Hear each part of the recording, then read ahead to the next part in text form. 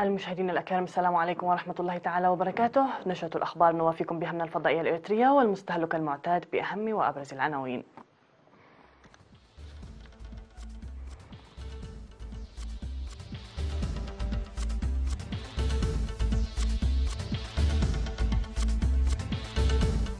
فخامة الرئيس يستقبل النائب وزير خارجية روسيا. ورشة عمل لبحث مسودة البذور. استعدادات لتطعيم الحصبة والحميرة. اجتماع تركي روسي ألماني فرنسي هذا الشهر لبحث الشأن السوري. وزير الدفاع الروسي في الصين للمشاركة في عمل لجنة التعاون العسكري. وفيضانات قوية تقتل 5 أشخاص في تونس.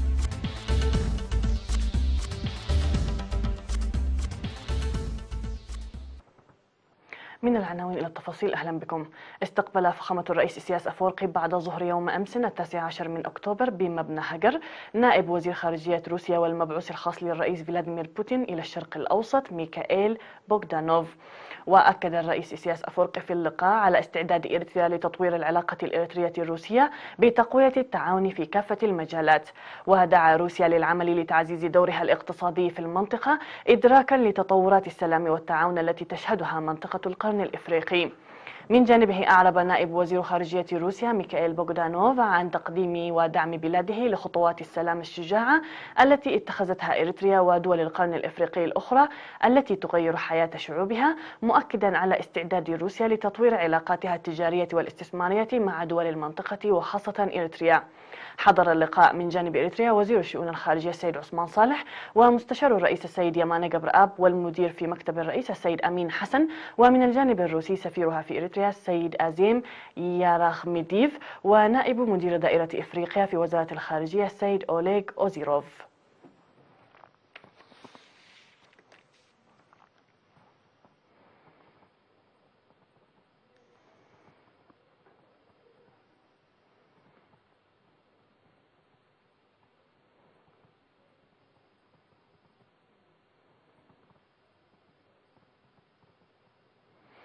عقدت وزارة الزراعة ورشة عمل يومي 18 و19 بالعاصمة أسمرة لبحث مسودة مرسوم البذور.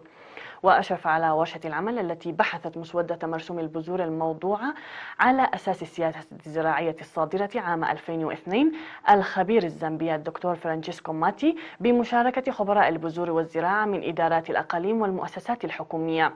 وأكد المدير العام لقسم خدمات القوانين والمراقبة في وزارة الزراعة السيد تخلآب مسجناه على أهمية وجود مرسوم للبذور، ويتوجب وجود تشريع ودعم قانوني لمراقبة البذور والمزروعات.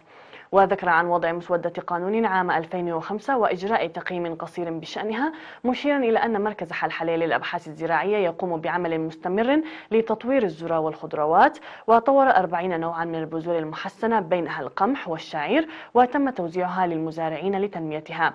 وبحثت الورشة مسودة المرسوم المكون من 20 مادة، وقدمت آراء وتوصيات لتحسين البعض منها وتقديمها للجهات المختصة للمصادقة عليها. وأوضحت مقدمة الوثيقة عن أهمية مسودة المرسوم لتشجيع المستثمرين في البذور.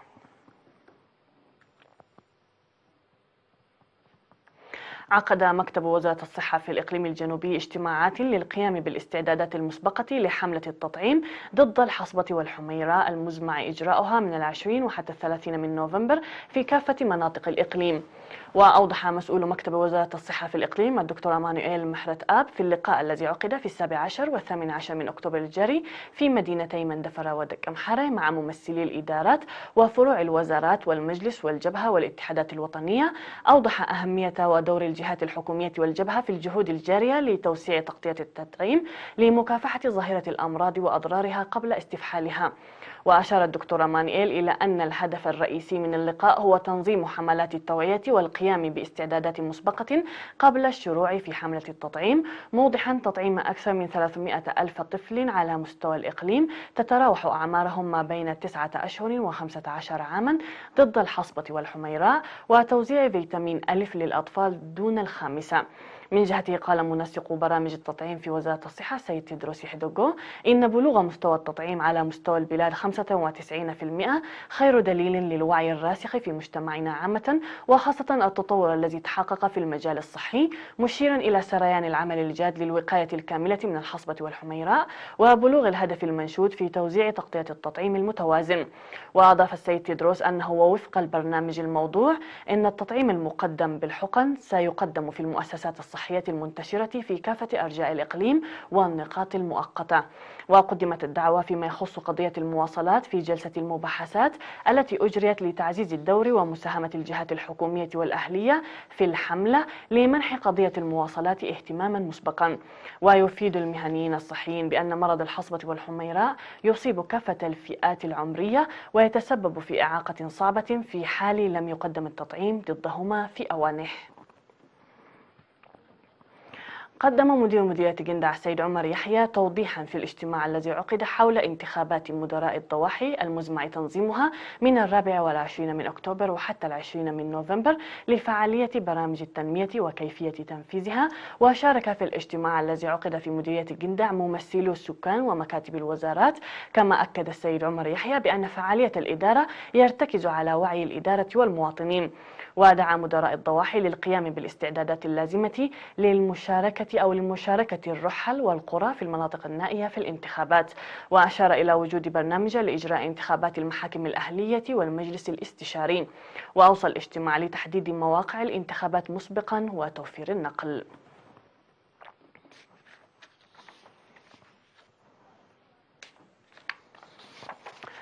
تجري أعمال بناء معمل في مدرسة الشهيد شكر أبراهام الثانوية لتطوير العملية التعليمية في مديرية الجلب وتمييز الطلاب. وقال مسؤول مكتب التعليم في المديرية الأستاذ محمد أحمد أن 95% من عملية تشييد المبنى قد اكتمل ويتوقع تقديمه الخدمات قريبا. وأوضح بأن المعمل ومركز الكمبيوتر والمكتبة لهم أهمية كبيرة في التعليم ويجب على الطلاب الاستفادة الجيدة منها. ويوجد في مديرية جلب حوالي 10,000 طالب في 9 رياض أطفال و12 مدرسة ابتدائية و6 مدارس متوسطة ومدرسة ثانوية واحدة.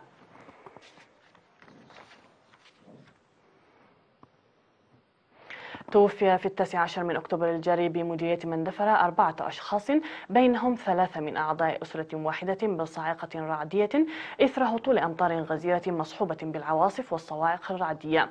وأشار مراسل وكالة الأنباء الإرثرية إلى إصابة 5 أشخاص بينهم شخصان إصاباتهم بالغة نتيجة للحادثة الطبيعية ويتلقون الرعاية اللازمة والعلاج في مستشفى مندفرة بالإقليم الجنوبي المرجعي. وأوضح المدير الطبي للمستشفى الدكتور سايمون ولدو أن المتضررين تتراوح أعمارهم ما بين 2 و60 عاما، معظمهم تضرروا نتيجة لإيوائهم تحت الأشجار هربا من الأمطار. وأضاف الدكتور سايمون بأن المتلقين العلاج والرعاية في المستشفى يوجدون في وضع جيد، منوها المواطنين لعدم استخدام آلات إلكترونية مثل الهواتف الذكية والروادي خلال هطول الأمطار، إضافة إلى الإيواء تحت الأشجار لكونها تعرض لحوادث الصواعق الرعدية.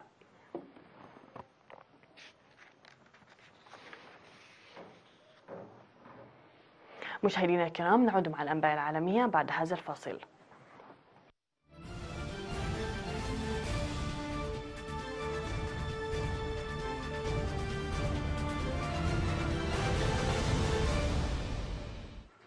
في الأنباء العالمية، أعلن المتحدث باسم الرئاسة التركية إبراهيم كالين أن تركيا ستستضيف قمة حول سوريا في إسطنبول في 27 من أكتوبر بمشاركة عدد من زعماء الدول الأوروبية. وقال المتحدث إن الرؤساء التركي رجب طيب أردوغان والروسي فلاديمير بوتين والفرنسي إيمانويل ماكرون والمستشارة الألمانية إنجيلا ميراكل سيشاركون في القمة.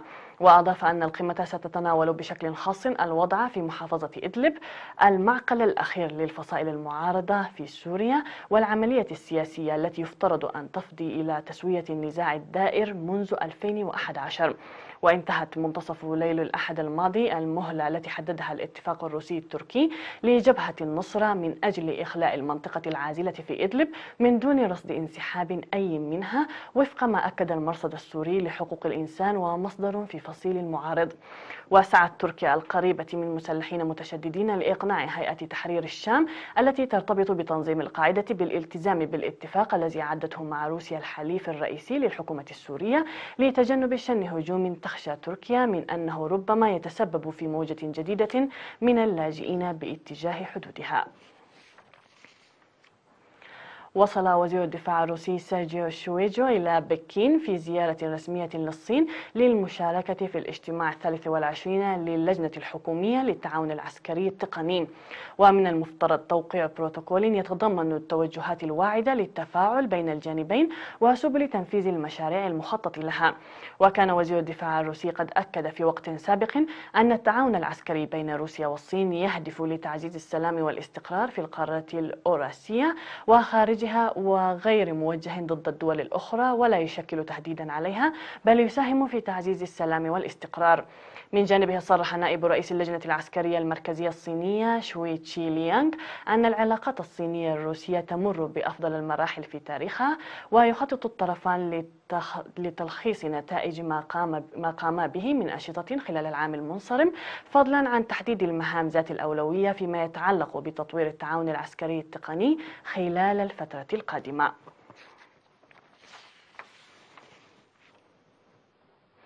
لقي 5 أشخاص على الأقل مصرعهم وفقد 2 آخران إثر فيضانات اجتاحت عددا من المناطق في تونس. وقالت السلطات إنها قررت تعليق العمل في مدارس 8 ولايات، فيما دعا المعهد الوطني للأرصاد الجوية إلى توخي الحذر نظرا لاستمرار التقلبات المناخية.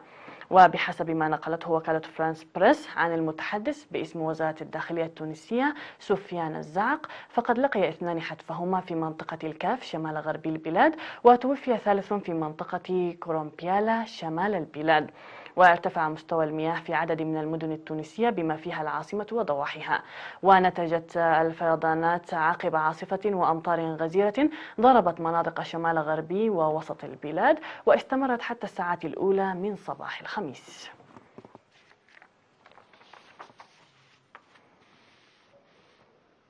في النبأ الأخير، تجري الاستعدادات الأخيرة لإطلاق رحلة فضائية أوروبية يابانية مشتركة لكوكب عطارد أقرب الكواكب للشمس. ومن المقرر أن يحمل صاروخا من طراز أريان 5 المركبة الفضائية بيبي كولومبو إلى المدار الفضائي من غويانا الفرنسية شمال البرازيل. بعدها تبدأ المركبة رحلتها التي تستغرق 7 سنوات لعطارد. وتواجه المهمة عراقيل عديدة منها جاذبية سحب الشمس القوية، مما يجبر المركبة الفضائية على اتخاذ مسار بيضاوي الشكل يشمل الطيران بشكل منخفض 2 حول الزهرة و6 مرات حول عطارد نفسه. وبمجرد وصول المركبة بيبي كولومبو التي سميت باسم عالم إيطالي أواخر عام 2025، فسوف تطلق مسبارين منفصلين للبحث بشكل مستقل حول السطح والمجال المغناطيسي لعطارد.